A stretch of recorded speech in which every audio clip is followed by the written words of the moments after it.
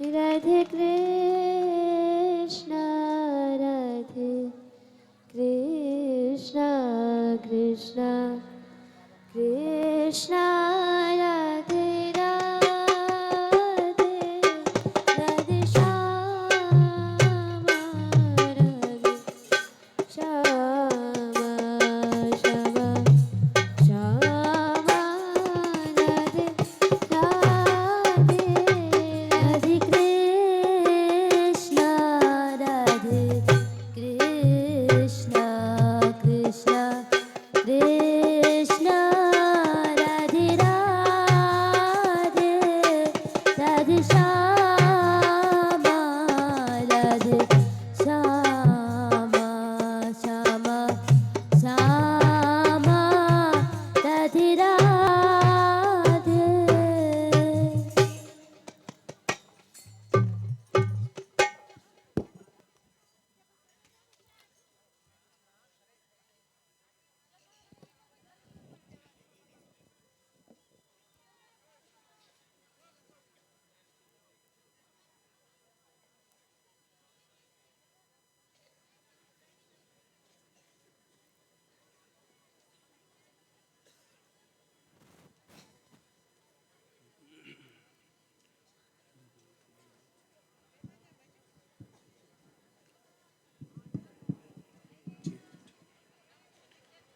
जय श्री राधे, जय श्री राधे। जय श्री राधे।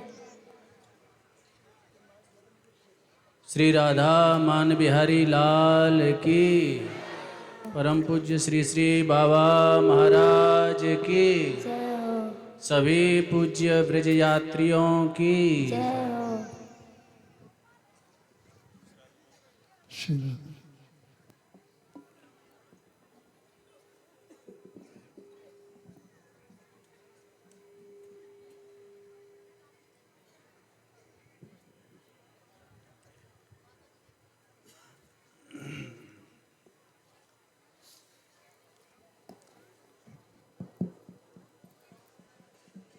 श्री राधा रानी वार्षिक ब्रज यात्रा का पवित्र यह पड़ाव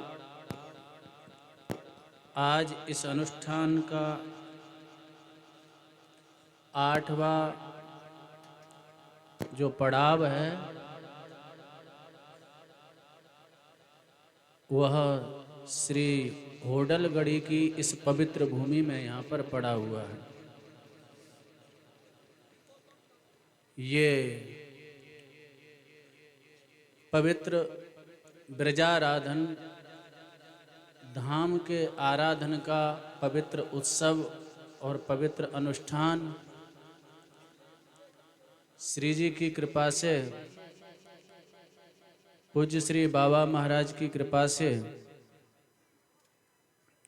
विगत 8 दिनों से निरंतर चला आ रहा है और हम सभी लोग मिलकर के आनंद से इस धामाराधन धाम के आराधन स्वरूप इस उत्सव का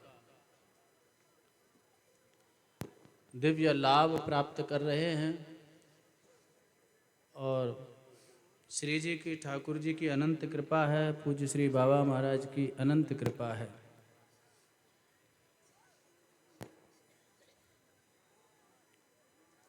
धाम का आराधन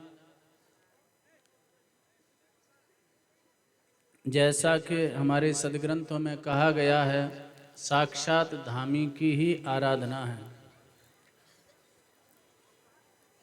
यद्यपि चारों ही अभिन्न हैं, नाम रूप लीला धाम, ये चारों को सर्वथा अभिन्न स्वीकार किया गया है।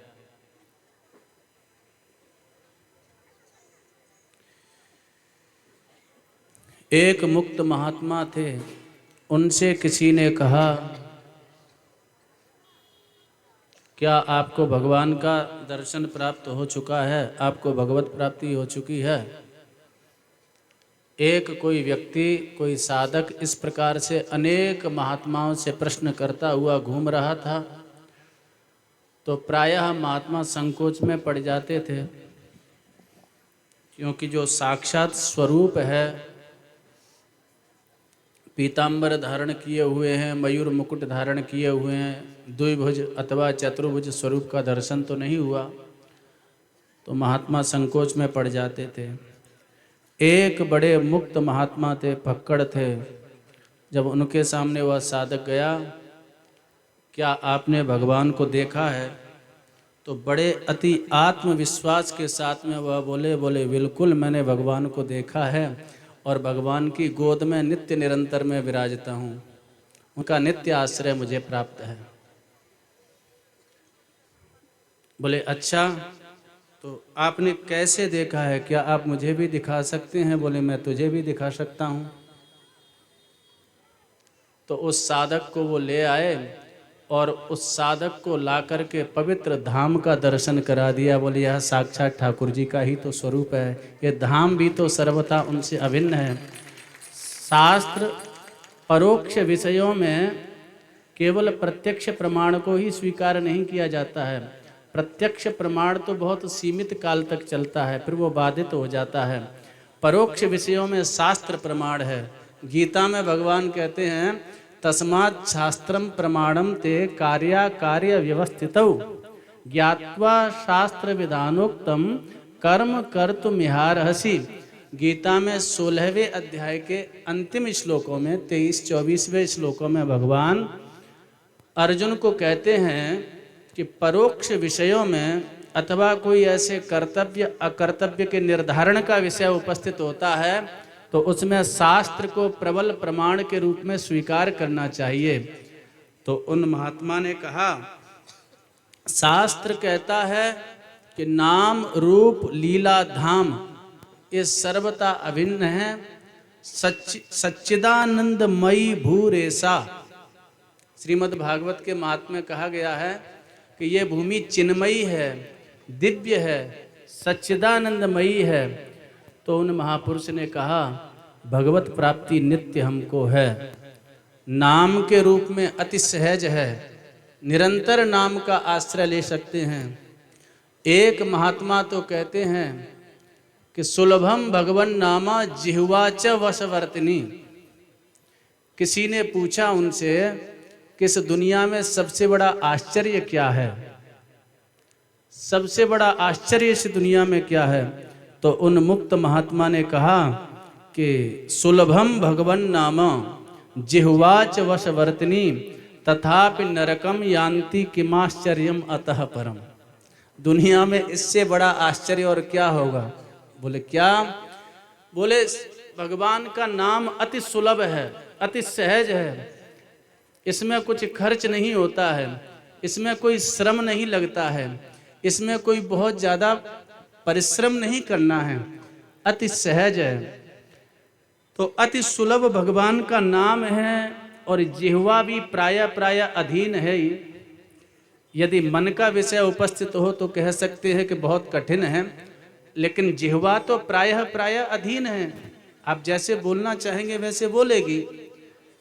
तो वह महात्मा कहते हैं कि भगवान का नाम अति सुलभ है और जिह्वा भी सर्वथा अधीन है, लेकिन उसके पश्चात भी अभागे लोग भगवान के नाम का आश्रय नहीं ले रहे हैं और अनंतानंत काल के लिए इस मृत्यु को प्राप्त हो रहे हैं, यम यातना को प्राप्त हो रहे हैं। इससे बड़ा आश्चर्य और दुख का विषय भला और क्या होगा?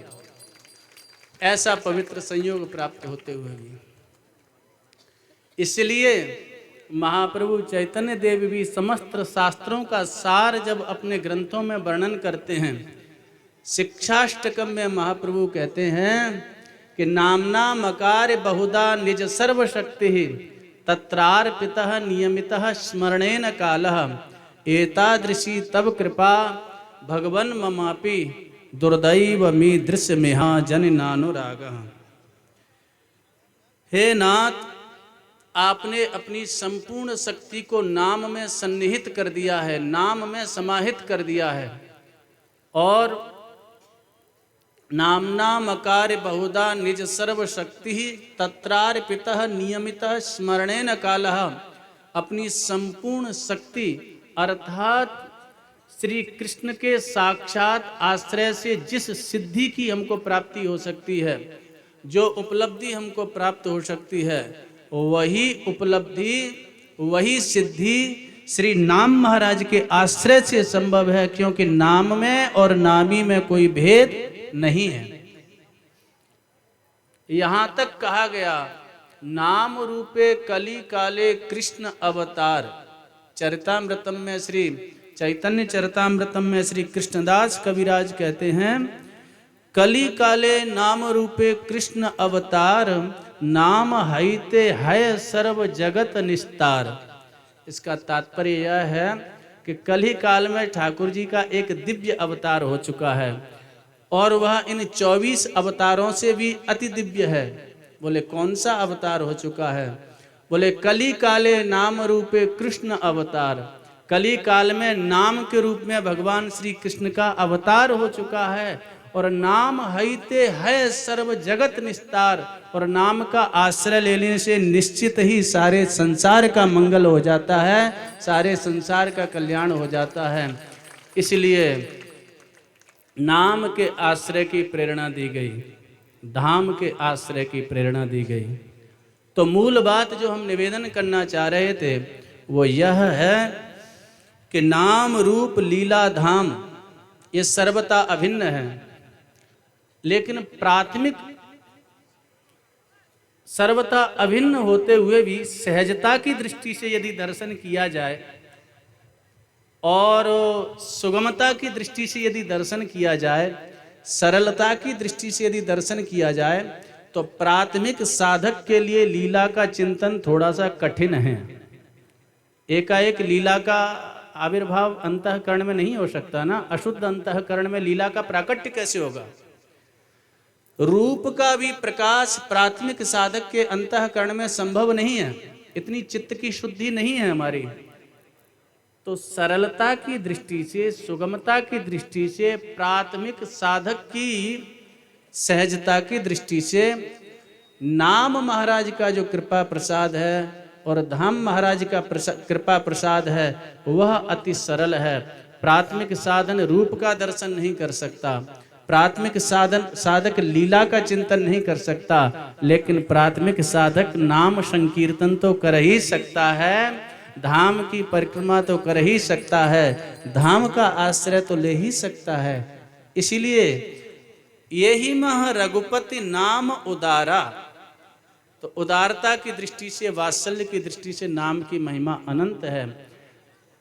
इसलिए पूज्य श्री बाबा महाराज ने तो नाम के महात्म्य का ही आश्रय लिया और संपूर्ण साधनों के सार के रूप में नाम के महात्म्य को ही प्रतिष्ठापित किया। और इसलिए ये जो दिव्य राधा रानी ब्रज यात्रा का जो स्वरूप है और इसमें नाम संकीर्तन का स्वरूप प्रकट किया। 24 घंटे नाम संकीर्तन, नित्य निरंतर नाम संकीर्तन। तो हम लोगों को भी प्रयत्न करना चाहिए और उत्तरोत्तर हमारा अंतःकरण और भाव की वृद्धि हो और श्री जी की कृपा का साक्षात्कार करने में सक्षम हो। तो प्रयत्न करना चाहिए। वो जो नामाराधन है जिसको कहा जाता है कि मणि कांचन संयोग, एक तो मणि और वह भी फिर सोने की हो तो कहना ही क्या। तो ऐसे ही धाम का आराधन और उसमें भी नाम संकीर्तन का संपुट तो और सोने में सुहागा हो जाता है। तो जैसे पूज्य बाबा मध्य में संकेत करते हैं और हम लोगों की साधना की संपत्ति और उत्तरोत्तर बढ़े। हमारा यह अनुष्ठान यहाँ प्रत्येक वैष्णव का और उनका भाव यही रहता है मुख्यतः मन में कि कैसे भी हमारा यह जो ब्रज यात्रा का अनुष्ठान है अखंडित रूप से, अबाधित रूप से और सर्वथा संपन्नता को प्राप्त हो और सिद्धि को प्राप्त हो। तो ऐसा प्रयत्न किया जाए।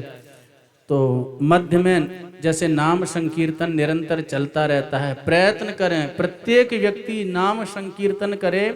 यात्रा काल में प्रयत्न करें, या तो नाम जप करें और या नाम संकीर्तन करते हुए चलें।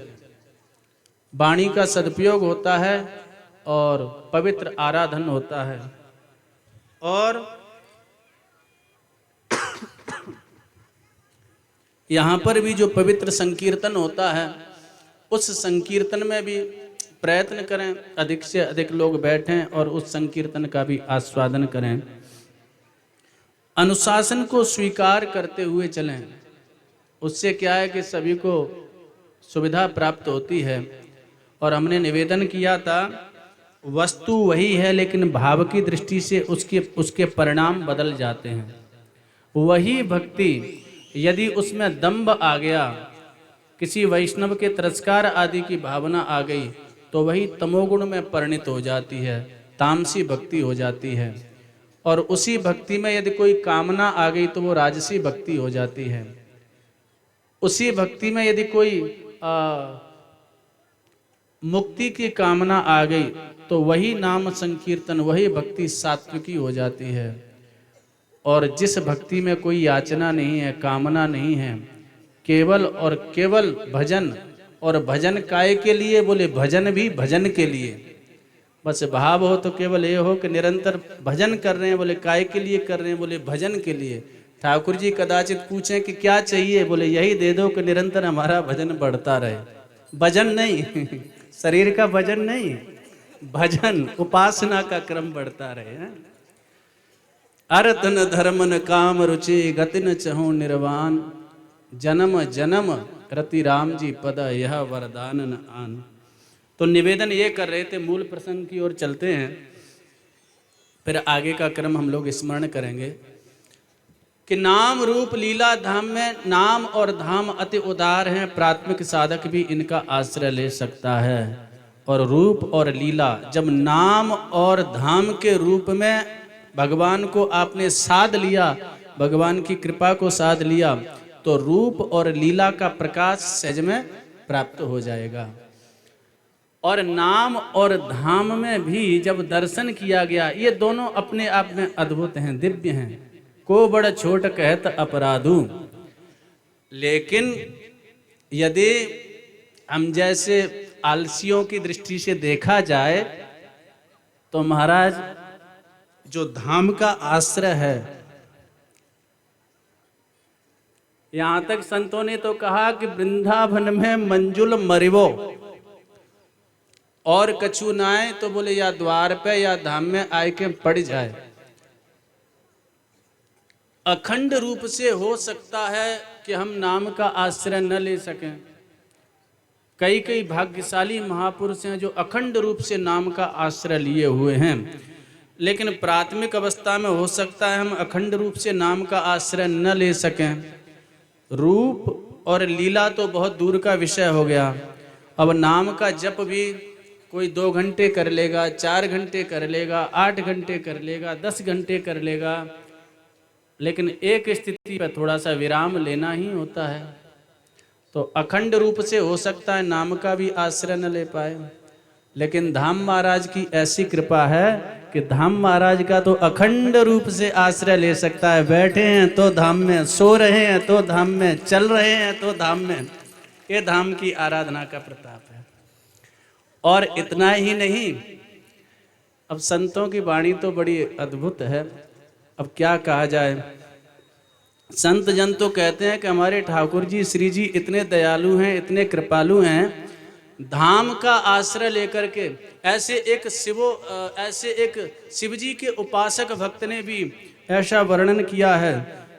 आत्मा तुम गिरिजामति सहचरा प्राणा शरीरम गृहम संचार पदयो प्रदक्षिण विधि स्तोत्राणि सर्वा गिरो यद्यत कर्म करोमि तत्तदखिलम शंभो तवाराधनम। एक शिवोपासक भक्त ने ऐसा भाव व्यक्त किया है। तो उसी को यहाँ पर वर्णन करते हैं कि धाम का आश्रय लेकर के ठाकुर जी श्री जी इतने दयालु हैं, इतने कृपालु हैं। एक भक्त तो कहता है कि देखो जी बहुत ज़्यादा नियम अनुष्ठान हमसे बन नहीं पाते हैं, तो हे नाथ एक कृपा करना। बोले क्या? बोले जो हम चल फिर रहे हैं यही हमारी परिक्रमा है, ऐसा मान लेना। जो हम सो रहे हैं चाहे 8 घंटे या 6 घंटे, यही हमारी दंडोत है, इसको दंडोत मान लेना कि साष्टांग दंडवत कर रहा है। स्तोत्राणि सर्वागिरो, यहाँ जो कुछ भी बोला जा रहा है तो बोले यही स्तोत्र स्वरूप है। पक्षी यदि चहचहाते भी हैं तो वहां पर कहा गया है राधा यशो मुखर मत्त खगावली के, बोले ये खगावली जो बोल रही है ये श्री जी के पवित्र यश का गान कर रही है।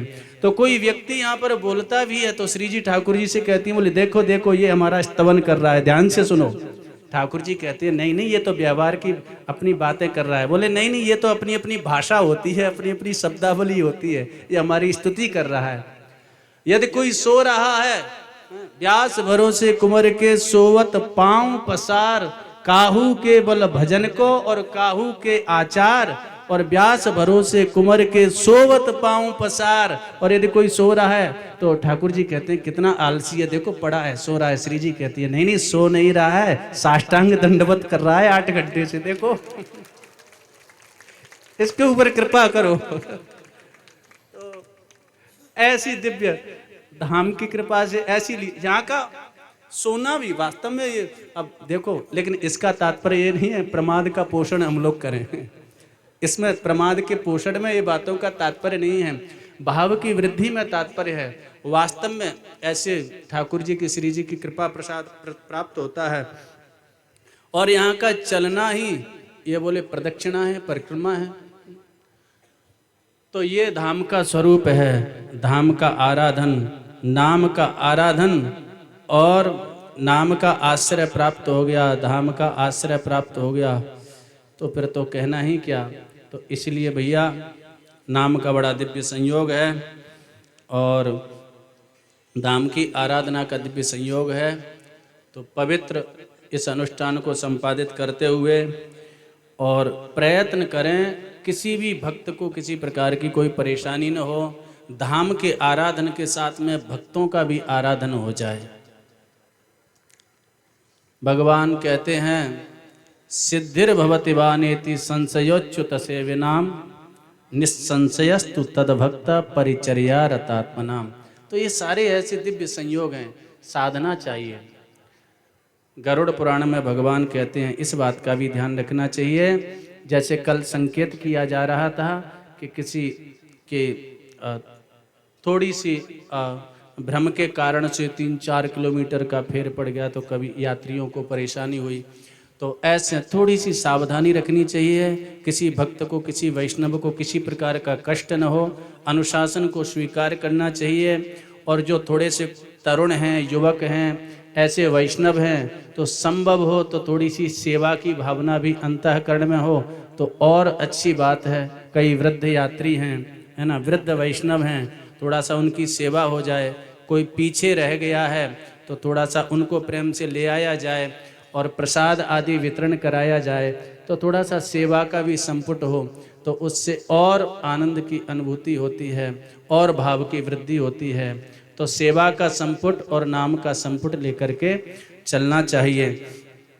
ऐसा यह दिव्य अनुष्ठान का क्रम और यह उत्सव 84 कोष ब्रज यात्रा का हम लोग इसका आनंद अनुभव कर रहे हैं। तो आज प्रातः काल हम लोग सिरथरा गांव से, अब आइए यात्रा के क्रम का हम लोग स्मरण करते हैं। प्रातः काल सिरथरा गांव से हम लोग आगे की ओर बढ़ते हैं और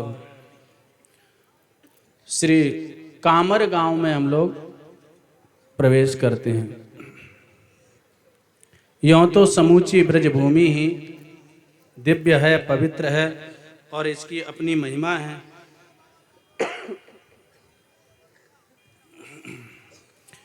और इसकी अपनी दिव्य महिमा है। और तो प्रत्येक भूमि का, ब्रजभूमि का एक एक जो है कण ठाकुर जी श्री जी की लीलाओं का साक्षी है। हम लोग कामर गांव में सबसे पहले आते हैं और कामर गांव का दर्शन करते हैं, वहाँ के ब्रजवासियों का लाड़ प्यार प्राप्त करते हैं। ब्रजवासियों की खूब कृपा प्रसाद प्राप्त हो रही है। कल भैया जी कह रहे थे कि ब्रजवासी कितनों लाड़ प्यार करें, कितनों स्नेह करें और कितनों दुलार करें, खूब प्रसाद आदि पवावें और देखो कम से कम गारी तो ना दें काई को, है ना, वो कितनो लाड़ प्यार से प्रसाद आदि पवावे। तो गारी को प्रकरण आवे तो वास में एक बात याद आ रही थी। एक महात्मा थे और बड़े वो मुक्त कोटि के महात्मा थे।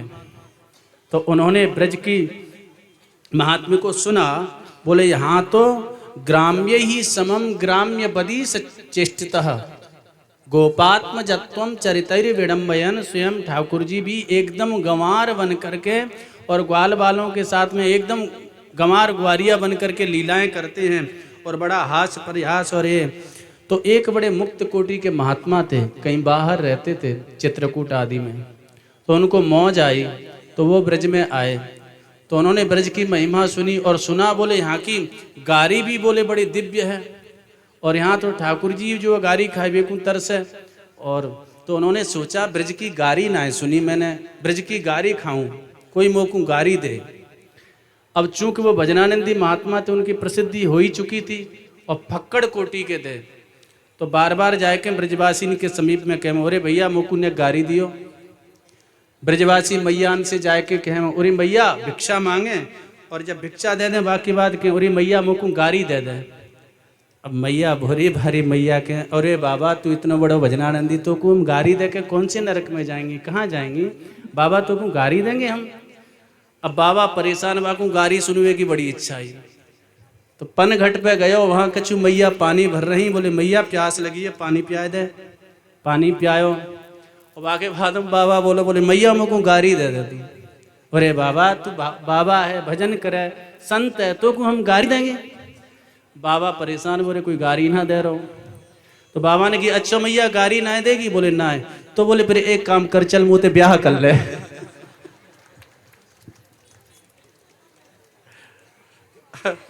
और जैसे ही बाबा ने कहा कि वो ते ब्याह कर ले, और उसके बाद जो गाली पुराण आरंभ हुआ मैया का,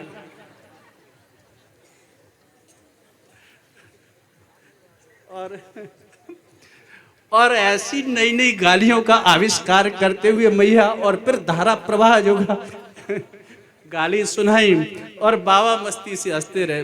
लेकिन वहाँ सब अब ऐसी नकल आप मत करवे लग जाइए, नहीं चक्कर पड़ जाएगा। पर वहाँ कुछ लोग बाबा की स्थिति को भली बात जानते थे। फिर वह लोग आए कि महात्मा बहुत मुक्त है, बहुत सहज है और बड़ा सिद्ध महात्मा है, ये तो लीला कर रहे हैं। और महात्मा इस प्रकार से गारी सुन के बड़े प्रसन्न भये। तो कहवे को तात्पर्य ये है कि भैया कोई गारी दे तो भैया वाऊ में हंस के खूब आनंद मंगल मनाते भय, और हमें यात्रा करनी चाहिए, ऐसा स्वरूप। तो अब कामर में आ जाइए। और कामर में आते हैं, यहाँ बड़ा सुंदर विश्वेश्वर कुंड भी है और बड़ा सुंदर कामर है। तो यहाँ श्री राधा रानी से मिलने की उत्कंठा श्री कृष्ण के अंतःकरण में जागृत होती है। और श्याम सुंदर श्री जी का आवाहन करते हैं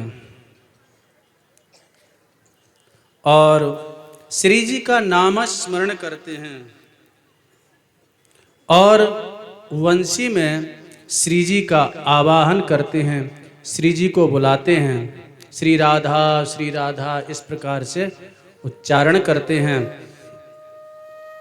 और श्री जी का आवाहन किया है, जैसे ही किशोरी जी का आवाहन किया है तो सहचरियों के साथ में श्री राधा रानी वहाँ पर पधारी हैं, श्री जी का दर्शन किया है। तो वही ये कामर स्थल कहा जाता है। और यहाँ पर एक लीला और गाई जाती है कि श्री कृष्ण की जो कारी कामर है ना, वह कारी कामर धारण करके यहाँ पे गोचारण के लिए आए हैं। सखियों ने उस कामर को चोरी कर लिया, चुरा लिया। अब श्याम सुंदर देखते हैं कि वह कामर हमारी कहाँ गायब हो गई। तो उस कामर को लेकर के बड़े दुखी होते हैं और श्याम सुंदर मैया के पास में आते हैं। मैया ने कहा, अरे छोरा वो कामर कहाँ रह गई तेरी? तो श्याम सुंदर कहते हैं, मैया आज काई ने हमारी कामर चोरी कर ली। तो बड़ा सुंदर भाव व्यक्त किया है। ये बड़ा सुंदर भाव यहाँ पर वर्णन किया गया है।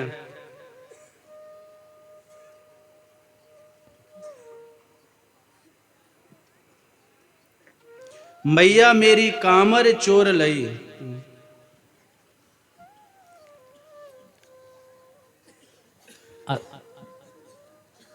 आशावरी दियो ने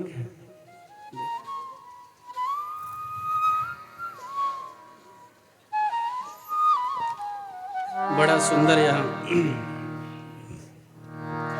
पद श्री सूरदास जी ने इस पद को बड़ा सुंदर गाया है और बड़ी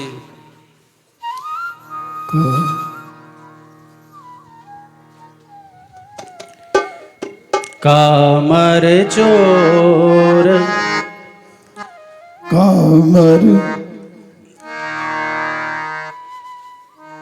मैयारी मेरी कामर चोर चोर लई मैयारी यारी मोरे कामर चोर लई मैयारी मेरी कामर चोर लई मैयारी मोरे कामर चोर लई मैयारी मेरी कामर चोर लई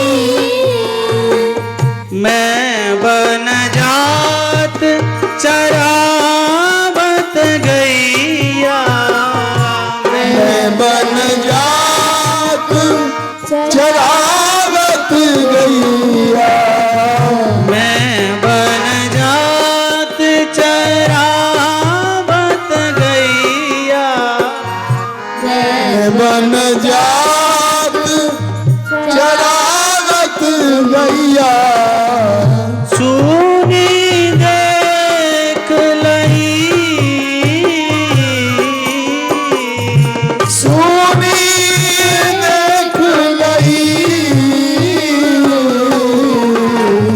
कामर चोर लई मैयारी मोरे कामर चोर लई मैयारी मोरी कामर चोर लई मैयारी मोरे कामर चोर एक कहे काना तेरी कामर एक कहे कान्हा तेरी कामर जमुना जात बई जमुना जात गई एक कहे काना तेरी कामर एक कहे कान्हा तेरी कामर एक कहे काना तेरी कामर एक कहे कान्हा तेरी कामर सोर भी खाए लई सुरली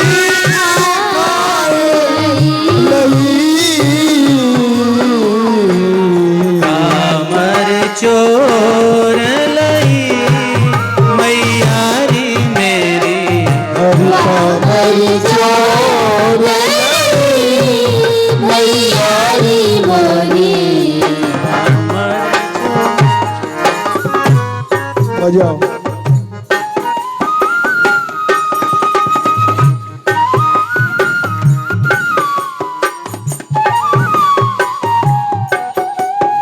श्री सूरदास जी का बहुत मीठा पद है।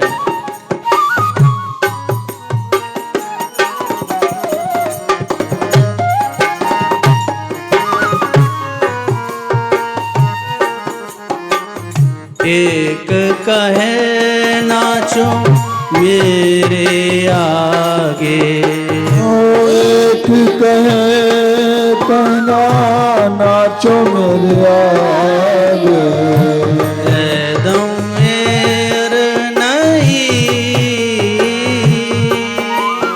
ले दऊं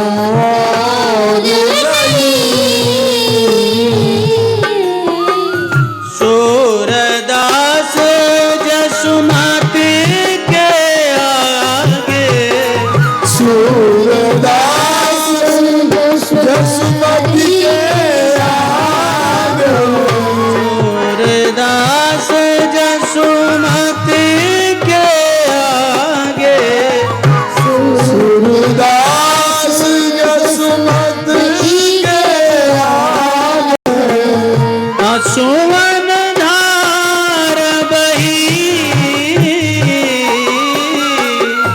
असुवन धार बही कामर चोर लई मैया मेरी कामर चोरी मैयारी मोरी कामर चोर लई मैया री मोरे कामर चोर लई मैयारी मोरी मैं बन जात करावत गैया बन जात चरावत गैया मैं बन जात चरावत गैया बन जात चरावत गैया सुनी देख लई सोनी देख रही कामर चोर लई मैयारी मेरी कामर चोर नहीं मैयारी मोरी कामर चोर लई मैयारी मोरी कामर चोर नहीं मैयारी मोरी श्री सूरदास जी महाराज का बहुत मीठा पद है और श्री सूरदास जी कहते हैं कि श्याम सुंदर अब ध्यान आयो कि हमारी तो कारी कामर ही और कामर कौन सी थी बोले वही बारी कामर को धार के गुमान करे और जिस कामर को जो कारी कमरिया को धारण करके श्याम सुंदर बड़ा इठला इठला के चलते हैं बड़ा गुमान करते हैं। अरे बोले आज तो हमारी कामर ही वो कमरिया ही पता नहीं कहाँ चली गई। और मैया ने पूछी क्यों रे, कहा भयो वो कारी कमरिया तेरी कहाँ गई। बोले मैया आज गैया चराए में गयो और लगे वहाँ कहीं वृक्ष की शाखा पर मैंने कामर टांग दी और कोई लगे कामर को ले गयो और वहाँ पर सखियाँ इकट्ठी हो जाती हैं। एक बोली बोले मैं बताऊं, बोले हाँ बताओ कहाँ गई कामर। बोले अरे कान्हा मैं जमुना जी में जल भरवे के ताई गई तो मैंने देखा एक कहे कान्हा तेरी कामर जमुना जात बही और वो जमुना जी में बहती वही जा रही थी तेरी कमरिया कारी कमरिया। बोले अरे जमुना जी में कैसे बहवे लग गई, जमुना जी में तो मैं आज नहाए उनाए गयो कामर कैसे पहुंच गई। जब तक दूसरी बोली एक कहे कान्हा तेरी कामर सुरभि खाए लई। अरे कन्हैया तेरी जो कामर मैंने देखा कि सुरभि गैया चबा रही थी। बोले हमारी गैया तो हरी हरी घास चरे बड़ी सुंदर जो है हमारी गैया कामर का कुछ चबावेंगी। तो एक गोपी आई, अच्छा तो लाला मैं बताऊं। बोले हाँ बता। बोले लेकिन एक शर्त है। बोले कहा। बोले मेरे सामने तुमको नाचना पड़ेगा, थोड़ा नाच कूद के बताओ ना। और ये तो समय समय की बात है कन्हैया, कभी तुम चीर चुराते थे और कभी हमने चीर चुरा लिया तुम्हारा, है ना। जमुना जी में जब स्नान करने जाती थी तो वहाँ पर याद करो तुमने भी चीर चुराए थे ना। अब कोई चीर कोई वस्त्र चुराता है और उसका कितना दुख होता है, अब उसको अनुभव कर रहे हो। तो उस समय तुम्हारा मौका लगा तुमने चीर चुराए, आज हमारा मौका लगा तो हमने चुरा लिया। और उस समय बड़े अकड़ करके आपने कहा था कि यदि मेरी दासियां हैं आप तो जो मैं कहता हूं वो तुम करो और बाहर आओ। और हम लोग शीत में कांपती हुई बाहर आई। तो अब इस समय यदि आपको कामर चाहिए तो जो हम कहती हैं वो करो। तो कन्हैया ने कि अब तो फंस गए। तो बोले बताओ आप क्या कहती हैं, क्या करना है मुझे? तो एक कहे नाचो मेरे आगे ले दूं और नहीं, बढ़िया एक से एक बढ़िया कामर लाके दे दूंगी, थोड़ा नाच के बताओ। तो गोपी भी स्तोभितो नृत्यत भगवान बालवत क्वचित, और भगवान श्री कृष्ण गोपियों के सामने नृत्य करते हैं और बड़ा सुंदर। और सूरदास जसमत के आगे अब खूब जोर से नृत्य भी कर रहे हैं। वहू के बाद कामर ना मिली तो अंत में ठाकुर जी जसोदा मैया के आगे आंसू बहावे लग गए और गोपियों का बड़ा प्रेम उमड़ता है और फिर वो कामर लाए के दई है। तो ये कामर की लीला श्री सूरदास जी ने गाई है और यहाँ के ब्रजवासियों का खूब लाड़ प्यार हम लोगों को प्राप्त हुआ। कामर वन को प्रणाम किया गया है, तो हम लोग हाथ जोड़ करके कामर वन को प्रणाम कर लें और फिर आगे का स्मरण करते हैं।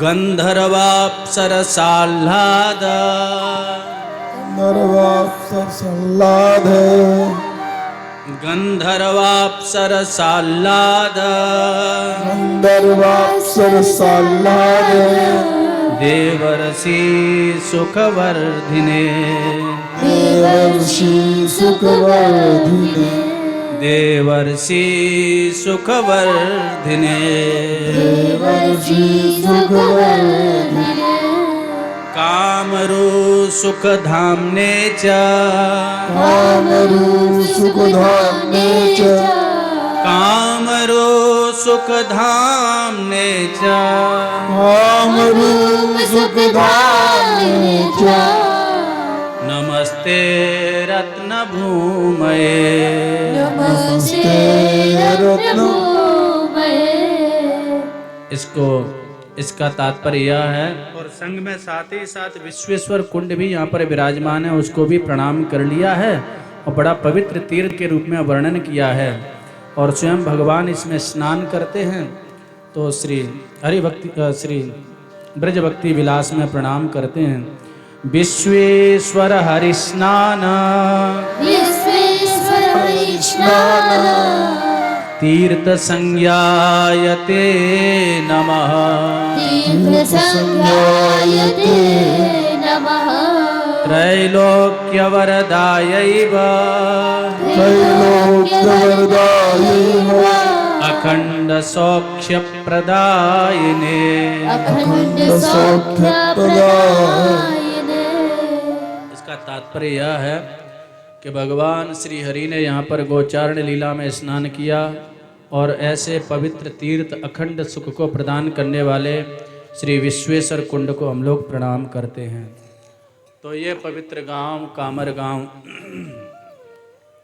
यहीं श्री शुक कुंड का दर्शन हम लोग करते हैं और स्वयं जब भगवान श्री कृष्ण समस्त अवतारों के मूल और इस चराचर विश्व ब्रह्मांड के नियंता नियामक स्वयं भगवान श्री कृष्ण का ही जब आविर्भाव इस पवित्र ब्रजभूमि में होता है तो बड़े बड़े देवता भी, बड़े बड़े सिद्ध ऋषि, बड़े बड़े योगी, बड़े बड़े यति तपस्वी महात्मा इस ब्रजभूमि का आश्रय लेते हैं। और उस आश्रय में एक भाव यह भी है कि अन्यत्र केवल साधन का ही बल रहता है और केवल साधन के बल से ठाकुर जी को प्राप्त करना बहुत कठिन है। नहीं साधन संपत्तिया अरिस्तुष्यति कस्यचित्, साधन के श्रम से श्री ठाकुर जी को पकड़ना बहुत कठिन है। तो बोले क्या चाहिए? बोले साधन के साथ में थोड़ा कृपा का संपुट और लग जाए ना तो फिर बहुत सहज में हो जाता है। अच्छा, तो अब इस पर भी बहुत सी चर्चा है। किसी ने कहा कि कृपा के संपुट से, कृपा का अपना स्वतंत्र पक्ष तो है ही है, इसमें तो कोई संदेह है ही नहीं, लेकिन इसका तात्पर्य ये नहीं है कि हम लोग साधन शून्यता को प्राप्त हो जाए और उससे फिर और प्रमाद अधिकाधिक हमारे जीवन में बढ़ने लग जाए। तो प्रमाद के पक्षधर ठाकुर जी नहीं है। या तो आश्रय की इतनी प्रबलता होनी चाहिए, आश्रय की इतनी प्रबलता नहीं है तो थोड़ा साधन का क्रम भी रहे और कृपा का पक्ष भी रहे। और तो दृष्टवा परिश्रमम कृष्ण कृपया शीत स्वबंधने, उलूकल लीला में इस भाव का स्मरण किया गया है। यशोदा मैया प्रयत्न भी कर रही हैं, दौड़ रही हैं, रस्सी से बांधने का प्रयत्न कर रही हैं, और लेकिन केवल वह प्रयत्न सफल नहीं होता है तो श्याम सुंदर कृपा करते हैं। तो दोनों पक्ष। एक संत बड़ा सुंदर उदाहरण देते थे। एक कोई बहुत बटुक व्यक्ति था, छोटे कद का व्यक्ति था, भूख लगी जोर की, तो कहीं जंगल में था, उसको बहुत जोर की भूख लगी थी, और एक आम का बड़ा सुंदर पेड़ था, बड़े पके पके आम उस पर लग रहे थे। अब वह व्यक्ति बेचारा, एक तो भूख लगी है जोर की, एक छोटे कद का है, शाखा थोड़ी सी ऊंची है। अब वह आया और उस शाखा को पकड़ने की कोशिश करने लग गया कि आम का फल मुझे प्राप्त हो जाए। पूरी जी जान से कोशिश करता है, लेकिन आम का फल उसको प्राप्त नहीं हो पाता है, उछल कूद कर रहा है। इतने में कोई महात्मा वहां से निकले, कोई महानुभाव निकले, और वो महात्मा थोड़े से लंबकाय थे, लंबे थे। तो उन्होंने पूछा, देखा कि ये बेचारा 1.5 फुटा, ये बेचारा छोटा सा आदमी क्यों उछल कूद मचा रहा है, क्या बात है? तो भाई बोले, बेटा क्या बात है? बोले, भूख लगी है, ये फल लेना चाह रहा हूँ। अच्छा ऐसी बात है। तो महात्मा ने ऐसे शाखा को पकड़ा और शाखा को झुका करके फल को तोड़ करके उसके हाथ में दे दिया। तो वो आचार्य लिखते हैं, बोले अब ये बताइए, ये फल उस व्यक्ति को उसके साधन से प्राप्त हुआ है या कृपा से प्राप्त हुआ है? तो इसमें साधन का भी संपुट है। यदि वो उछल कूद नहीं मचाता तो महात्मा वहां क्यों मुड़ते? और यदि वो समझे कि केवल मैंने साधन से प्राप्त कर लिया, तो फिर खुद ही क्यों नहीं उस फल को तोड़ लिया? वो महात्मा ने आकर के शाखा को झुका करके फल को तोड़ करके दिया। तो साधन का भी अपनी भूमिका है, साधन की भी अपनी पक्ष में महिमा है, और कृपा का तो कहना ही क्या, कृपा का पक्ष तो परिपूर्ण है। तो सभी संतों ने, ऋषियों ने, महात्माओं ने सोचा कि यदि ब्रजभूमि का आश्रय प्राप्त हो जाए तो और सहज में भगवान की कृपा प्रसाद प्राप्त हो जाए। तो बड़े बड़े योगी, यति, तपस्वी, जैसे प्रधानमंत्री महोदय आते हैं ना कहीं, तो आसपास के जो नेताजी लोग होते हैं वो बिना बुलाए अपने आप 8 दिन पहले से चक्कर लगाए हुए लग जाएं, और अपनी अपनी जुगाड़ू लगाए हुए लग जाएं कि न हमें मंच पे बैठे हुए को अवसर मिल जाए, न प्रधानमंत्री जी के साथ में एक आध फोटो आ जाए। बड़े बड़े नेताजी लोग, मंत्री लोग पहले से हाजिरी लगाने लग जाते हैं। तो ऐसे ही जब भगवान ही यहाँ पर आ गए तो बड़े बड़े अध्यात्म पुरुष और बड़े बड़े तत्वज्ञ ऋषि महर्षि ब्रजभूमि का आश्रय लेते हैं। भगवान श्री सुखदेव जी महाराज, और यहाँ पर शुक कुंड है, तो श्री सुखदेव जी महाराज भी यहाँ पर पधारे। इतने बड़े भागवत के रसिक महापुरुष, और इतनी जिन्होंने धाम की महिमा गाई है, श्री कृष्ण की महिमा गाई है, वो भला ब्रजभूमि के प्रसाद से वंचित रहेंगे? कदापि नहीं। तो श्री सुखदेव जी महाराज सबसे पहले आकर के यहाँ विराजते हैं नंदगांव के समीप में, और ये स्वयं श्री कृष्ण के ही स्वरूप हैं। स्कंद पुराण में कहा गया है, नंद नंदन रूपस्तु श्री सुको भगवान ऋषि श्रीमद् भागवतम तुभ्यम श्रावयति असंशयम। श्री उद्धव जी महाराज ने परीक्षित जी को कहा है कि श्री सुखदेव जी महाराज स्वयं श्री कृष्ण स्वरूप ही हैं, और वह तुमको भागवत सुनाएंगे। तो श्री सुखदेव जी की साधन भूमि भी ये रही है। श्री सुख कुंड यहाँ पर विराजमान हैं, और श्री महर्षि वेदव्यास जी भी यहाँ पर आकर के विराजे हैं, और उन्होंने भी यहाँ पर भजन किया है, और श्याम सुंदर की पवित्र लीलाओं का दर्शन किया है। अरे भैया, बड़े बड़े योगी, यति, तपस्वी महात्मा यहाँ विराजे हैं। इतना ही नहीं, साक्षात स्वरूप में जिनको अवसर नहीं मिल पाया, तो जो मौका लगा, जैसे मौका लगा वैसे, बोले इस अवसर का लाभ प्राप्त होना चाहिए, इस अवसर को चूकना नहीं चाहिए। इसलिए गोपियां तो यहाँ तक कहती हैं कि प्रायो बताम्ब बिहगा मुनियो वनेस्मिन कृष्णेक्षितम तदुदितम कलवैणु गीतम आरुह्य ये द्रुम भुजान रुचिर प्रबालान श्रवंत्य मीलित दृशो विगतान्य वाचः। ये वृक्षों पर रहने वाले बड़े बड़े जो पक्षी हैं, बड़े दिव्य पक्षी हैं, तो गोपियां वेणु गीत में कहती हैं हे अम्ब प्रायः विहगा मुनयः अस्मिन बने, इस वन में बड़े बड़े दिव्य वृक्षों की शाखाओं पर जो बैठे हुए हैं और अपलक नेत्रों से उस मार्ग की ओर निहार रहे हैं जिस मार्ग से श्याम सुंदर गोचारण करते हुए आते हैं, वेणु बजाते हुए आते हैं, ये कोई सामान्य पक्षी नहीं है अपितु मुनयः। और श्री वृंदावन महिमामृतम में तो यहाँ तक लिखा है कि ये मुनि भी कोई साधारण मुनि नहीं है, भगवान ने इनको साक्षात चतुर्विध जो मुक्ति का प्रसाद है, सालोक्य, साष्ट, सामीप्य, सारूप्य, ये सब मुक्ति का सुख इनको दे रहे थे भगवान। बोले सालोक्य ले लो, सारूप्य, ये सब मुक्ति दे रहे थे। लेकिन वहां पर शब्द आता है थुत्कृतवन्तः। मान लो श्री प्रबोधानंद सरस्वती पाद इस शब्द का प्रयोग करते हैं कि साक्षात मुक्ति का सुख भगवान दे रहे थे। हमारा निज वैकुंठ आदि लोक आप ले लो, हमारा सामीप्य ले लो और हमारा जैसा ऐश्वर्य ले लो, तो वहां पर श्री प्रबोधानंद सरस्वती पाद तो शब्द का प्रयोग करते हैं, बोले तुत्कृतवन्तः। मान लो उसकी ओर देखा भी नहीं, यानी मुक्ति को एक तरह से थूक दिया, प्रणाम कर लिया दूर से। ऐसे इस निष्किंचन और ऐसे दिव्य उत्तम कोटि के महापुरुष, और वह सब आकर के यहाँ पर संत बने हैं, पक्षी बने हैं ब्रज धाम में आकर के, ऐसी अद्भुत महिमा है।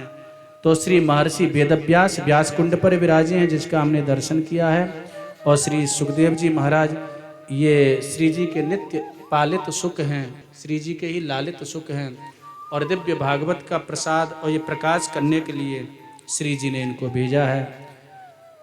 तो श्री शुक कुंड का हम लोगों ने दर्शन किया है, और श्री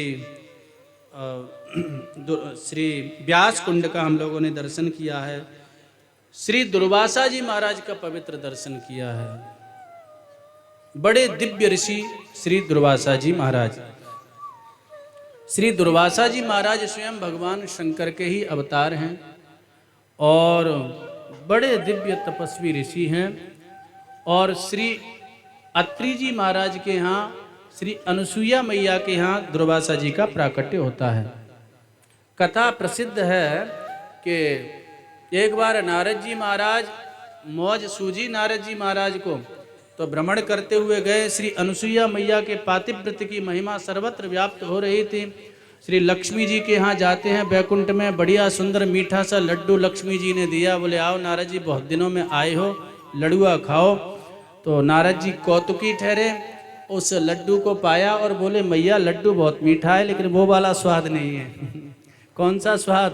अरे बोले अभी अनुसुईया मैया के यहाँ से आ रहे हैं, वहाँ जो स्वाद था, अनुसुईया मैया की महिमा और जो महिमा गाई। बोले अच्छा? बोले अरे साहब उनका बड़ा प्रताप है।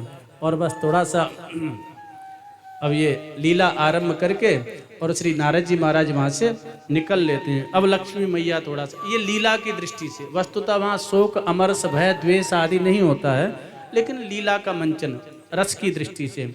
तो लक्ष्मी मैया थोड़ी सी निराश हो गई, भगवान नारायण का आना हुआ। और इसी क्रम से श्री नारद जी महाराज माता ब्रह्माणी के यहाँ जाते हैं, वहाँ पर भी इसी प्रकार से कहते हैं अरे नारद जी आप बहुत दिनों से आए नहीं, कहाँ थे? नारद जी ने कहा क्या बताऊं मैया, मैं अनुसुईया मैया के दर्शन करने चला गया था। बड़ा उनका प्रताप, बड़ी उनकी महिमा। बोले क्या हमसे भी श्रेष्ठ हैं? बोले ये तो मैं नहीं कह रहा, लेकिन मैया उनकी महिमा का मैं गान नहीं कर सकता। ऐसा उनका पातिव्रत्य का चमत्कार। तो ब्रह्माणी जी को भी थोड़ा सा लगा। पार्वती जी के समीप में जाते हैं, प्रणाम किया। बोले कहो नारद जी, प्रसाद आदि दिया। बोले कहाँ से आ रहे हो? बोले क्या बताऊं, इस समय अनुसुईया मैया के समान त्रैलोक्य में और कोई सती नहीं है, और कोई पतिव्रता नहीं है, ऐसी महिमा। तो बोले क्या हमसे भी श्रेष्ठ हैं? अब बोले ये तो मैं नहीं कह रहा, लेकिन ऐसा ही मानना चाहिए। तो अब पार्वती जी को भी लगा, बोले ये अब भोले बाबा समाधि से जगे तो कथा विस्तार से है। भोले बाबा जैसे ही समाधि से जगे देखा पार्वती जी निराश बैठी। बोले देवी क्या बात है? बोले अच्छा ये बताओ जो मांगूंगी वचन दोगे? भोले बाबा थोड़े से गंभीर हुए। बोले यहाँ कोई आया था क्या? बोले हाँ हमारे गुरुजी आए थे, नारद जी आए थे। बोले हाँ हम समझ गए, कोई न कोई लीला की रचना कर गए। तो ऐसे तीनों देवियों ने अपने तीनों ही, जैसे लक्ष्मी जी ने भगवान नारायण से भगवती पार्वती जी ने भगवान शंकर से, ब्रह्माणी जी ने ब्रह्मा जी से कहा कि अनुसुईया जी का पातिव्रत्य की महिमा बड़ी त्रैलोक्य में व्याप्त हो रही है। हम चाह रहे हैं कि आप तीनों जाइए और उनकी परीक्षा लीजिए, क्या वो इतनी श्रेष्ठ और उत्तम पतिव्रता हैं। और तो तीनों को ऐसा संकेत किया है। तीनों देवता आए हैं माता अनुसुईया के आश्रम में। महर्षि अत्रि उस समय विराजमान थे नहीं, और ऋषि के रूप में आए, भिक्षा की याचना की है। माता अनुसुईया से प्रार्थना की है, मैया भिक्षा दे दीजिए। भिक्षा लेकर के जैसे ही आई हैं तो तीनों देवताओं ने कहा है, माँ हम ऐसे भिक्षा नहीं लेंगे। तो बोले आप जो है ना, आप बेवस्त्र हो करके, आपका उत्तरीय वस्त्र न हो, और इस प्रकार से आप हमको भिक्षा दीजिए। तो माता अनुसुईया ने सोचा कि स्वरूप से तो बड़े दिव्य तेजस्वी तपस्वी महात्मा लगते हैं, लेकिन ये इस प्रकार से क्यों कह रहे हैं। माता अनुसुईया ने देखा तो समझ गई। बोले अच्छा, अब मैं उत्तरीय वस्त्र, जो ऊपर ये वस्त्र होता है, इसको हटा करके ही और तुमको भिक्षा दूंगी। और माता अनुसुईया ने और जल लेकर के और ऐसा भाव व्यक्त किया, बोले यदि स्वप्न में भी कभी भी किसी भी प्रकार से मैंने किसी पर पुरुष का कभी भी दर्शन न किया हो, और काय मन वचन से सर्वता मेरी रति महर्षि अत्रि जी के चरणों में हो, तो ये तीनों महात्मा छोटे छोटे 6 महीना के बालक बन जाएं। और जैसे ही वो जल फेंका है तो तीनों सृष्टि के महान देवता 6-6 महीना के बालक बन गए। अब अनुसुईया मैया ने अब क्रमशः लेकर के तीनों बालकों को, क्योंकि अब तो बालक हैं छोटे छोटे, तो माता जैसे दुग्ध पान कराती है, तो तीनों बालकों को दुग्ध पान कराया है। और तीनों दुग्ध पान किए और वहीं पलना में विराजमान कर दिया है। अब तीनों आराम से पलना में विराजे भये हैं। महर्षि अत्रि आए, बोले देवी ये बालक कौन है। बोले आपके ही पुत्र हैं। तो वो तो जानते थे देवी अनुसुईया की महिमा को। बोले अच्छा देवी चलो। अब श्री ब्रह्माणी, श्री लक्ष्मी जी, श्री पार्वती मैया काफी देर हो गई, परेशान हुई, काफी समय हो गया। पार्वती मैया ने सोचा शिव जी नहीं आए, कहाँ रह गए। और लक्ष्मी जी ने सोचा नारायण नहीं आए, कहाँ रह गए। अब तीनों ढूंढती ढूंढती आई तो संयोग से एक जगह तीनों ही मिल गई। अरे बहन आप कहाँ, अरे बहन आप कहाँ। तो तीनों ने आप बीती बताई। अरे हमारे पतिदेव परीक्षा लेने गए थे। उन्होंने कहा हमारे भी पतिदेव। तब पता लगा अरे ये सब तो नारद जी ने ये लीला का विस्तार किया है। अब क्या करें। इतने में नारद जी महाराज वहाँ आ जाते हैं हरिगुण गाते हुए। अब नारद जी के प्रति तीनों देवियाँ खींचे। नारद जी ने कहा मैया खींचने की कोई जरूरत नहीं है, आपको अपने पतिदेव चाहिए ना, आपके पतिदेव महर्षि अत्रि के आश्रम में विराजमान है, जाकर के ले आओ। तो तीनों देवियां महर्षि अत्रि के आश्रम में पहुंची हैं। श्री अनुसुईया जी को प्रणाम किया है और बड़े संकोच में तीनों। तो अनुसुईया जी ने कहा बताइए कैसी आई और क्या क्या चाहिए, कैसी आई। बोले माँ हमारे पतिदेव। तो पतिदेव तुम्हारे पतिदेव ये पलना में झूल रहे हैं, पहचान लो, जो जिसका हो ले जाओ। अब तीनों बड़े संकोच में। बोले जाओ ले जाओ, जो जिसका है उसको ले जाओ, और क्या हम कौन सी रोक रही हैं, और आराम से गोद में खिलाओ। ये भी एक नई कहानी बनेगी, नई कथा बनेगी कि देखो। इतने में अत्रि ऋषि आए और अत्रि ऋषि ने आकर के पूछा, बोले अरे देवी ये तीनों देवियां कौन हैं। तो माता अनुसुईया ने कहा ये तीनों आपकी पुत्र वधू हैं। अरे बोले देवी आपका चमत्कार समझ में नहीं आ रहा, 6-6 महीना के बालक और 6-6 पिट की पुत्र वधू। ये बड़ा अद्भुत जो स्वरूप, बड़ी अद्भुत लीला कर रही हैं। उसके बाद तो महाराज तीनों ही महादेवियाँ श्री अनुसुईया जी के चरणों में नतमस्तक होती हैं।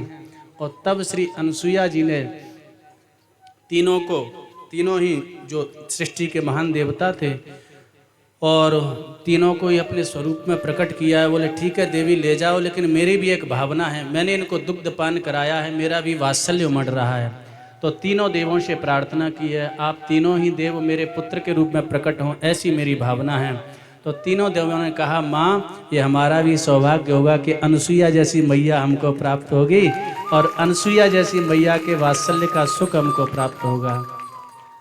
तो तीनों देवों ने यह वरदान दिया है और वही तीनों देव श्री भगवान नारायण दत्तात्रेय जी के रूप में श्री महर्षि अत्रि जी के यहाँ प्रकट होते हैं और श्री दुर्वासा जी भगवान शंकर श्री दुर्वासा जी के रूप में भगवान श्री महर्षि अत्रि जी के यहाँ प्रकट होते हैं। तो दुर्वासा ऋषि ये भगवान शिव के अवतार हैं, भगवान शंकर के अवतार हैं। तो दुर्वासा ऋषि ने भी यहाँ पर तप किया है और बड़े तपस्वी ऋषि हैं। और यद्यपि प्रसिद्धि यों है कि ये बड़े क्रोधी हैं, लेकिन वस्तुतः यह एक अभिनय ही होता है। मुक्त पुरुषों में काम क्रोध आदि ये सब विकारों की गति नहीं होती है। वो तो जो वैसे सीधे साधे नाय माने को वैसे होवे ना, कुटाट होवे कछु, वो सामान्य साधारण उपदेश से नाय माने तो उनको फिर वाह तरीका से वो मनाए दें। तो कई साधुओं में होते हैं ना पक्कड़ साधु, वो फिर वाह तरीका से या तो चमीटा के प्रयोग से मनाएंगे या तो उस हिसाब से श्री दुर्वासा ऋषि बड़े दिव्य तपस्वी हैं। तो दुर्वासा ऋषि ने भी यहाँ पर भजन किया है। श्री दुर्वासा जी को भी हम लोग दुर्वासा जी की वंदना करते हुए और आगे बढ़ते हैं। दुर्वासा जी का बड़ा सुंदर यहाँ पर दर्शन प्राप्त होता है और श्री कृष्ण इनको गुरु रूप में मानते हैं। तरहि आगतः साक्षात भगवान दुर्वासा भगवान भूत। भागवत में भी इनको भगवान दुर्वासा कहा गया है और इनका विवाह ब्रह्म वैवर्त पुराण के अनुसार औरव ऋषि की पुत्री श्री लोपमुद्रा जी के साथ में हुआ है। और बड़े दिव्य ऋषि हैं। इन्होंने ही कुंती मैया को एक देवहूति विद्या होती है जिससे देवताओं का आवाहन करते हैं, साक्षात देवता प्रकट हो जाते हैं। चातुर्मास में कुंती मैया ने इनकी सेवा की थी, तो इसलिए प्रसन्न होकर के महर्षि दुर्वासा ने ही वह दिव्य विद्या प्राप्त प्रदान की थी कुंती मैया को, जिसके फलस्वरूप वो सूर्य का दर्शन उनको प्राप्त होता है और कर्ण का प्राकट्य होता है। और पांडवों को विजय का आशीर्वाद भी इन्होंने ही दिया था। तो ऐसे अनेक दिव्य चरित्र हैं दुर्वासा जी के श्री दुर्वासा जी अतिथि रूप में दुर्योधन आदि के यहाँ पधारते हैं और दुर्योधन आदि ने खूब स्वागत सत्कार किया है, खूब पंगत और प्रसाद पवाया है। और अंत में स्वागत सत्कार करके जब दुर्वासा जी जाने लग गए अपने शिष्य मंडली के साथ में, तो कथा आती है कि दुर्योधन ने बड़ी षड्यंत्र रचा, कूटनीति खेली और कहा कि हमारा तो आतिथ्य आपने स्वीकार कर ही लिया, हमारे जो 5 भाई हैं ना वो किसी कारण से जंगल में हैं, युधिष्ठिर जी हमसे बड़े हैं, तो हमारी भावना ये है कि आप युधिष्ठिर जी के यहाँ भी पधारें और उनका भी आतिथ्य स्वीकार करें। बोले अच्छा लाला तेरी ऐसी इच्छा है तो हम चले जाएंगे। और दुर्योधन कूटनीति खेल रहा था कि युधिष्ठिर जी पे तो खुद ही खावे के लाले पड़ रहे हैं, जंगल में क्या रखा है, और दुर्वासा जी का उचित स्वागत होगा नहीं तो दुर्वासा जी उनको साप दे देंगे और पांडव नष्ट हो जाएंगे। ऐसी कूटनीति के लिए और दुर्वासा जी वहाँ पर पधारे हैं, जंगल में आए हैं। श्री युधिष्ठिर जी ने जैसे ही दर्शन किया, प्रसाद के लिए प्रार्थना की है, तो दुर्वासा जी ने कहा अभी स्नान करके आ रहे हैं हम जमुना जी में, जब तक व्यवस्था कर लो। द्रौपदी जी के पास में अक्षय पात्र है, जब तक द्रौपदी जी उसमें से प्रसाद नहीं पाती हैं तब तक वह उसमें प्रसाद घटता नहीं है। आज द्रौपदी जी ने प्रसाद पा लिया था और जब तक दुर्वासा जी आए हैं तो अब बड़ी समस्या पैदा हो गई कि दुर्वासा जी का आतिथ्य कैसे करें और कैसे प्रसाद पवाएं श्री दुर्वासा जी को। तो बड़े संकट में पड़ गए। द्रौपदी जी ने भगवान श्री कृष्ण का स्मरण किया है और भगवान श्री कृष्ण ने एक तृण उस बटलोई में बचा था कुछ और वही पाया, और पाकर के भगवान श्री कृष्ण ने कहा कि इससे विश्व की समस्त आत्माएं तृप्त हो जाएं। जब विश्व की समस्त आत्माएं तृप्त हो जाएं ऐसा कहा तो समस्त आत्माओं में इधर 10,000 शिष्यों के साथ में दुर्वासा जी जो नदी में स्नान कर रहे थे उनको भी तृप्ति की अनुभूति होती है और सभी शिष्यों को एकदम जोर की डकार आने लग जाती हैं और ऐसा लगता है जैसे पेट भर गया एकदम। अब ठाकुर जी ने भीम से कहा जाओ बुला लाओ दुर्वासा जी को कि पंगत तैयार है। तो भीम ने कहा कि पंगत कहाँ तैयार है, कोई व्यवस्था तो है ही ना है। भगवान ने कहा अरे जाओ तो सही। तो भीम जाते हैं, इधर सबको ऐसी तृप्ति की अनुभूति हो रही है कि अब तो एक ग्रास भी कुछ नहीं ले सकते हैं। तो दुर्वासा जी ने कहा अब क्या करें, बड़ी समस्या है। शिष्यों से कहा चलो यहाँ से धीरे से खिसक लेते हैं, नहीं तो वहाँ जबरदस्ती पाना पड़ेगा। अब दुर्वासा जी जैसे ही जायवे लग गए तो भीम पीछे आते हैं, प्रणाम करते हैं, कहते हैं अरे गुरुजी पंगत तैयार है, प्रसाद तैयार है, आप हमारा आतिथ्य स्वीकार करके जाएं और हमारे यहाँ प्रसाद पा करके जाएं। अब दुर्वासा जी जाते हैं वहाँ से, दुर्वासा जी कहते हैं भैया भैया प्रसाद पावे की बिल्कुल इच्छा ना, हम ऐसे ही जा रहे हैं, तो को आशीर्वाद चाहिए तो को ऐसे ही आशीर्वाद दिए देते हैं, जा तेरे शत्रु को नाश हो जाए, तुम्हारी विजय हो, तुम्हारा परम मंगल हो। और ऐसा कह करके दुर्वासा जी वहाँ से फिर चले जाते हैं। तो ऐसी दिव्य दुर्वासा जी महाराज की लीला है। और ऐसा षड्यंत्र दुर्योधन ने रचा था, लेकिन पांडवों के ऊपर ऐसी कृपा की। ये दुर्वासा जी महाराज का बड़ा दिव्य चरित्र है। और श्री लालपुर गांव का हम लोग दर्शन करते हैं। यहाँ की लीला वात्सल्यमयी लीलाओं का दर्शन प्राप्त होता है। कंस आदि को जब मारा है तो उसके बाद में यहाँ पर ये श्याम सुंदर आए हैं और सभी वात्सल्यवती जो गोपियाँ हैं उन वात्सल्यवती गोपियों ने बड़ा आश्चर्य व्यक्त किया है और बड़ा लाड़ लड़ाया है। और यहाँ ब्रज का तो अपना स्वरूप ही है, यहाँ भगवान वाला सिस्टम नहीं है और कि भगवान और ऐश्वर्य सूचक शब्दों का प्रयोग। यहाँ तो श्री ठाकुर जी को लाड़ लड़ाया जाता है और बिल्कुल ऐसे अपना लाला समझ करके और अपना प्यारा अपना दुलारा समझ करके, तो एक वात्सल्य का भाव है। और इसको कहते हैं माधुर्य निगीर्णित ऐश्वर्य, मतलब ऐश्वर्य और माधुर्य दोनों ही पक्ष भगवान में विद्यमान हैं। लेकिन यहाँ ब्रज में माधुर्य की इतनी प्रबलता है, इतनी प्रबलता है, इतनी प्रबलता है, कुछ माधुर्य के प्रबल प्रवाह में ऐश्वर्य का पक्ष वह जाता है, ढक जाता है, वह प्रकाशित नहीं होता है। इसीलिए तो कहा ऐश्वर्य का पक्ष है कि जाहि सुरेश दिनेश गणेश दिनेश हु जाहि निरंतर ध्यावे, जाहे अखंड अनंत अभेद अछेद सुबेद सुबेद बतावे, नारद से सुख व्यास रटे पचिहारे तो जाको पार न पावे। ये ऐश्वर्य हो गया। बड़े बड़े योगी यति जिनका पार नहीं पा पाते हैं। और यहाँ बोले ताहि अहीर की चोहरियाँ छचिया बर छाछ पे नाच नचावे। ये यहाँ वात्सल्य का पक्ष है, स्नेह का पक्ष है। तो वही वात्सल्य का दर्शन यहाँ पर हो रहा है और उस वात्सल्य का दर्शन यहाँ पर कराया है। तो इसलिए इस लालपुर का दर्शन यहाँ पर किया है। सभी गोपियाँ और वात्सल्यवती जो मैया हैं वो कहती हैं कि दृष्टिया कंसो हतः पापा सानुगा स्वेन पापना। कहीं ना कहीं देखो कन्हैया ने कितने बड़े बड़े असुरों को मार दिया। अरे बोले हमारा कन्हैया इतना छोटो सो और इतना सुंदर, इतना सुकुमार, इतना सुकोमल, अरे भैया ये कैसे मारे वो असुर ने। अरे ये तो निश्चित ही ये जितने असुर हैं सब अपने अपने पापंते ही मारे गए हैं। तो वात्सल्य का भाव है, स्नेह का भाव है। यदि ऐश्वर्य का भाव जागृत हो जाएगा तो श्री दामा कन्हैया को घोड़ा बनाए के और पीठ पे कैसे चढ़ेगा।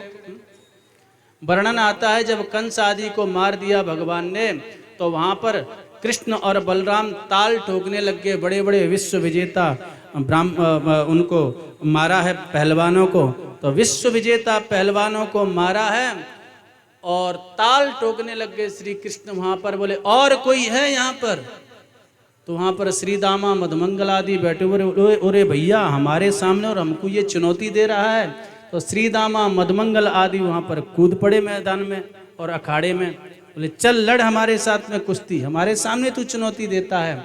और धम्म से श्री दामा मधुमंगल ने कृष्ण और बलराम को पछाड़ दियो, पटक दियो, गिराए दियो।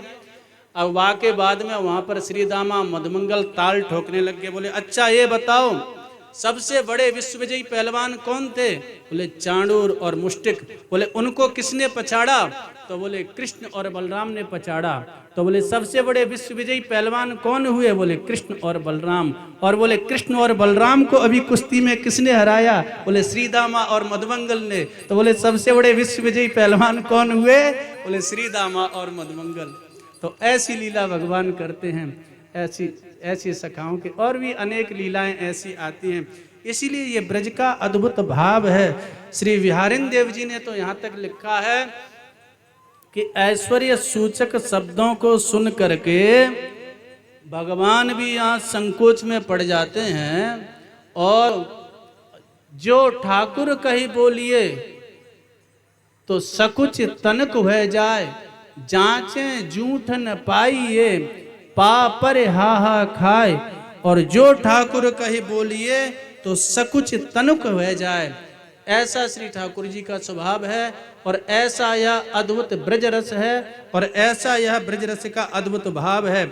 इसलिए भैया या ब्रज रस को आस्वादन और या भाव को आस्वादन श्री ठाकुर जी की कृपा के बिना संभव ना है, श्री ठाकुर जी की कृपा से ही संभव है।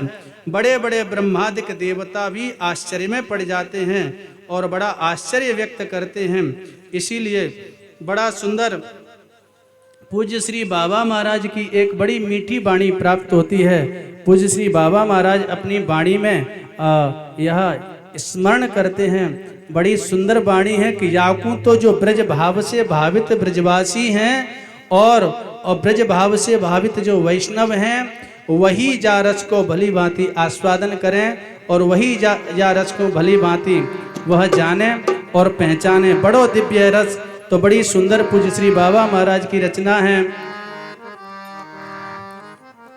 ब्रज रस ब्रजवासी ही जाने या को मूर्ख समझे ना, ब्रज रस ब्रजवासी जाने या को मूर्ख समझे ना, ब्रज रस ब्रजवासी जाने या को मूर्ख समझे ना, ओ ब्रज रस ब्रजवासी जाने या को मूर्ख समझे ना, मूर्ख समझे ना या को मूर्ख समझे ना, हाँ मूर्ख समझे ना या को मूर्ख समझे ना, ब्रज रस ब्रजवासी जाने या को मूर्ख समझे ना,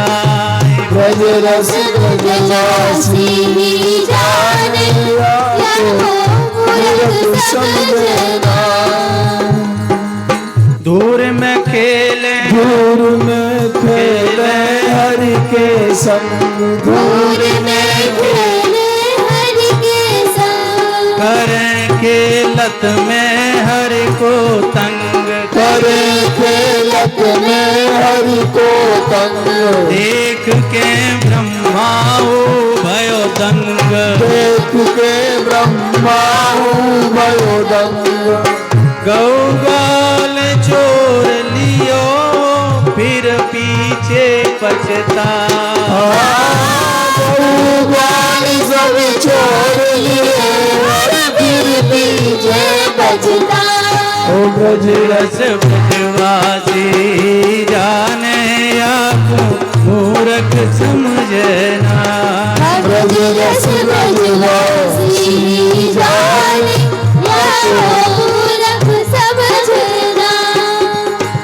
चराई गैया मोहन लाल, चराई गैया मोहन लाल, एक संग जीवे बाल गोपाल, एक संग जेले बाल गोपाल, नेक नहीं झूठन हूँ को ख्याल, नेक नहीं झूठन को ख्याल, यह लीला देखन को ब्रज में शंकर आवे था, लीला देखन को ब्रज में शंकर आवेगा, ब्रज रस ब्रजवासी जाने या को मूर्ख समझे ना, ब्रज रस ब्रजवासी जाने या को मूर्ख समझे ना, मूर्ख समझे ना या को मूर्ख समझे ना, हाँ मूर्ख समझे ना समझना ब्रज रस ब्रजवासी जाने आपको मूर्ख समझना ब्रज रस ब्रजवासी जाने आपको ब्रज समझना।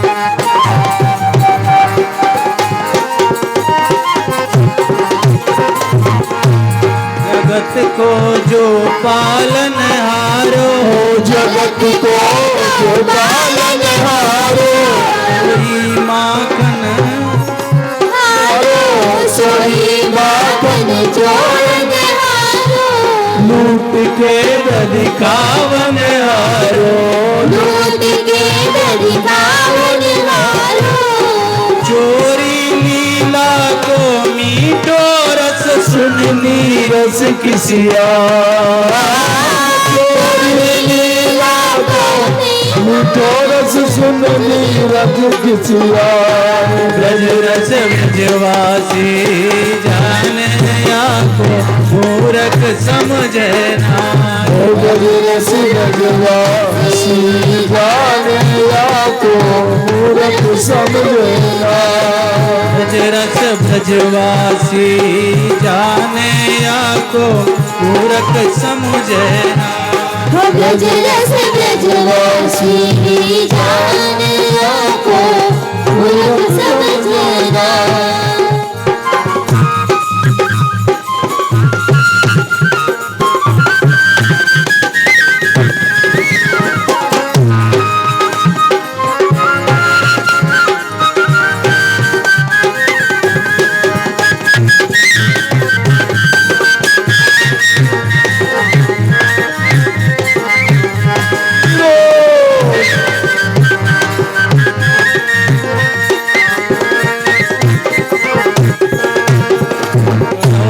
अलवेलो मदन गोपाल बड़ो बड़ो अलवेलो मदन गोपाल बड़ो अलवेलो मदन गोपाल बड़ो अलवेलो मदन गोपाल देव को देव काल को काल देव को देव काल को काल नचावे तारी दे ब्रजवा नचावे तारी दे ब्रजवान राधा चरण कमल को भोरो बनिवे ललचा राधा चरण कमल को भूरा बनते को ललचाए ब्रज रस ब्रजवासी जाने आपको मूर्ख समझना ब्रज रस ब्रजवासी जाने को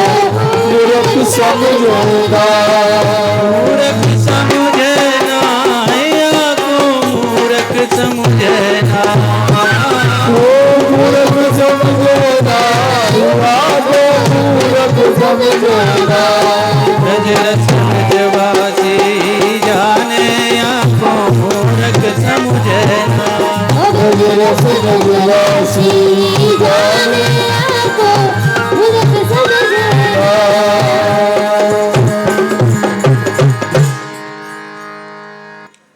तो यह बड़ा सुंदर यह स्वरूप और ऐसा ब्रज का अद्भुत वैभव, इसका हम लोगों ने दर्शन किया। ये सब महापुरुषों की दिव्य लीलाएं, उनकी दिव्य रचनाएं और ठाकुर जी की बड़ी दिव्य लीला, तो इनका हम लोगों ने आस्वादन किया। और अब धीरे धीरे हम लोग विराम की ओर बढ़ते हैं और शेष जो व्यवस्था संबंधी कोई सूचना है तो हमारे भैया जी आप कुछ सूचना प्रदान करेंगे। श्री राधे राधे। अब व्यवस्थाओं में व्यवस्था हो जाए उसको व्यवस्था कहते हैं। क्या? अब व्यवस्थाओं में व्यवस्था हो जाए उसको व्यवस्था कहते हैं। बाकी तो सारी सृष्टि चल ही रही है। कष्टों में सुख की अनुभूति हो उसको हम ब्रज यात्रा कहते हैं। इसलिए प्यारे से वैष्णवों, कभी ज्यादा और कभी कम। आज तो आनंद की अनुभूति आपको हुई होगी, लेकिन ऐसा नहीं है। जब 16 किलोमीटर चलना पड़े उस समय ज्यादा आनंद की अनुभूति होनी चाहिए।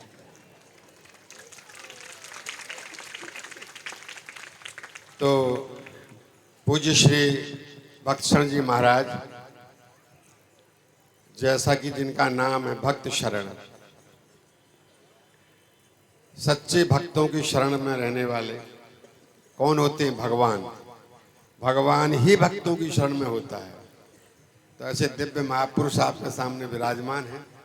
उनकी मधुरतम वाणी का रसास्वादन आप कर रहे हैं, और ये हमारे जीवन की सर्वोच्च उपलब्धि है, सबसे बड़ी प्राप्ति है। देखिए, संसार में सब कुछ सुलभ होता है, परंतु ऐसे महापुरुषों की कृपामयी वाणी मिल जाए तो हमारे बराबर सौभाग्य कहीं परमात्मा का भी नहीं है।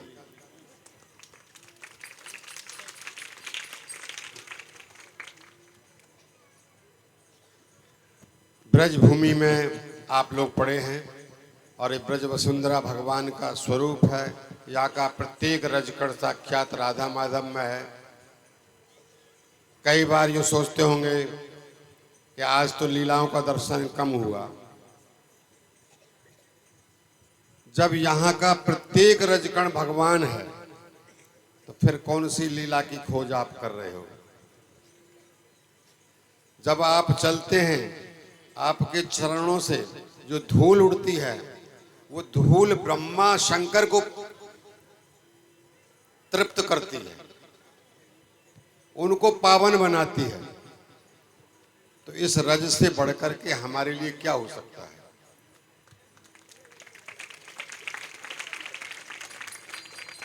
लीलाएं भगवान की कहीं कहीं हुई हैं, हुई तो सारी ब्रजभूमि में, लेकिन हम लोग उतना व्यापक दृष्टि नहीं रखते हैं। ब्रज बहुत व्यापक है, बृहद ब्रज है। लोग वृंदावन और मथुरा, बरसाना, गोवर्धन तक ही सीमित रह जाते हैं कि ब्रज यही है, लेकिन ब्रज का विस्तार चाचा वृंदावन दास जी ने गाया है।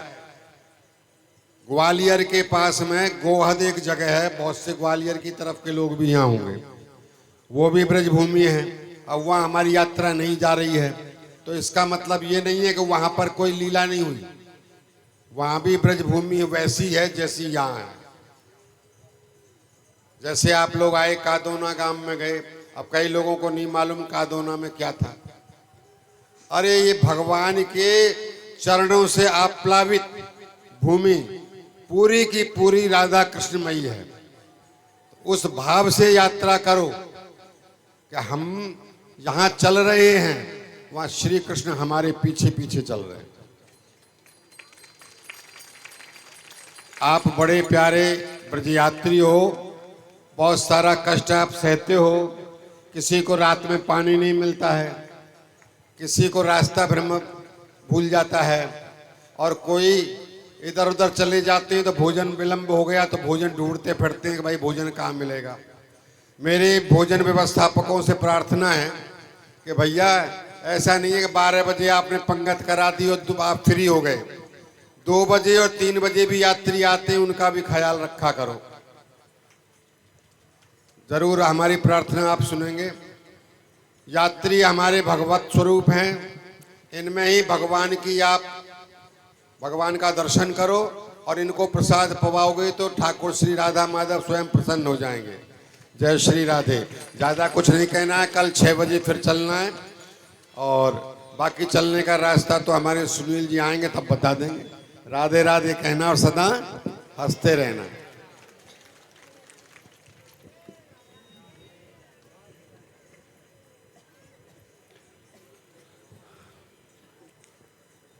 कीर्तन, अब कीर्तन करते हैं हम लोग, और कीर्तन करके श्री राधे राधे। भैया बहुत से यात्री हो, बंगला के हों, चाहे मध्य प्रदेश के हों, चाहे कहीं भी राष्ट्र के किसी कोने के हों, भोजनालय है यात्रा में, वहां आप जब जाओगे जब भोजन मिल जाएगा। भोजनालय में चले जाओ, 24 घंटे भोजन मिलेगा। राधे राधे। देखो, एक प्रार्थना और है सभी यात्रियों से, विशेष रूप से जो कीर्तन करते हैं। ये यात्रा में युगल मंत्र ही अखंड रूप से चलता है, तो आप लोग प्रयास करें ज़्यादा से ज़्यादा युगल मंत्र करें या महामंत्र करें, दोनों में कोई फर्क नहीं है। महामंत्र भी कर सकते हो, युगल मंत्र भी कर सकते हो, चाहो तो श्री राम जय जय राम भी कर सकते हो, पर विशेष रूप से राधा नाम भी कर सकते हो। केवल नाम करना है। ये अपने मनोरंजन के लिए फिर लोग न जाने क्या क्या गाने लग जाते हैं।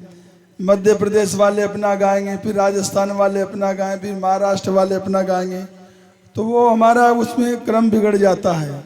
ज़्यादा से ज़्यादा आप लोग नाम के ऊपर ध्यान दें।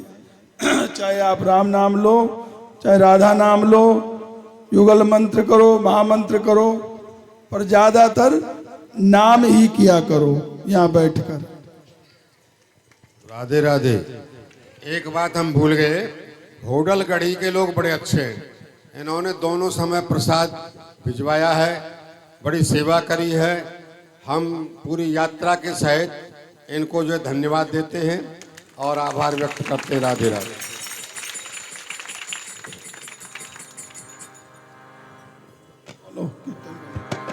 सब नामों में है प्यारा राधा नाम, मोहन वंशी में गावे राधा नाम। सब नामों में है प्यारा राधा नाम, मोहन वंशी में गावे राधा नाम। सब नामों में है प्यारा राधा नाम, मोहन वंशी में गावे राधा नाम। सब नामों में प्यारा राधा नाम, मोहन वंशी में गावे राधा नाम। प्यारा प्यारा राधा नाम, प्यारा प्यारा राधा नाम, सब नामों में प्यारा राधा नाम, मोहन वंशी में गावे राधा नाम। सब नामों में प्यारा राधा नाम, मोहन वंशी में गावे राधा नाम। राधा गावे राधा गावे, राधा गावे राधा गावे, राधा गावे राधा गावे, राधा गावे राधा गावे। राधा चरणन में सिर नावे, राधा चरणन में सिर नावे, राधा चरणन में सिर नावे, राधा चरणन में सिर नावे। राधा ही रटया ढोया, राधा ही रटया ढोया, श्री राधा ही रटया ढोया, श्री राधा ही रटया ढोया। मोहन वंशी में गावे राधा नाम, मोहन वंशी में गावे राधा नाम। सब नामों में प्यारा राधा नाम, मोहन वंशी में गावे राधा नाम। सब नामों में प्यारा राधा नाम, मोहन वंशी में गावे राधा नाम। राधे राधे